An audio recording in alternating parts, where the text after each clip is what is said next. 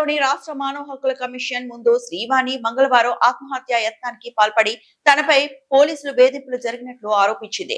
Gandhinagar police station కు పిలిచి గంటల తరబడి కొట్టారని, దుర్భాషలాడారని, తప్పుడు దొంగతనం ఆరోపణలు మోపి సమాజంలో అవమానించారని ఆమె వాపోయింది.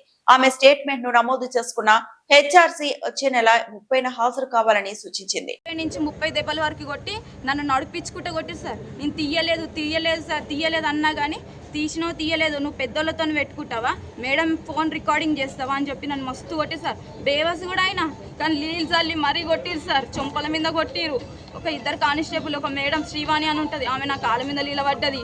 ఇంకొక ఆమె నన్ను బెల్టులు తీసుకొని కాలు కట్టేసి కొట్టిరు సార్. ఈ దెబ్బలకి నేను ఏగలేకపోతున్నా, నాకు ఊరేసేసేనంటే నెక్స్ట్ అదే చేస్తేనే నేను చూడు నువ్వు నీ బతికెంత నువ్వెంత అని చెప్పి నన్ను కొట్టుకుంటా గలంజే అనుకుంటా తిట్టుకుంటా మరీ నన్ను కొట్టింది సార్.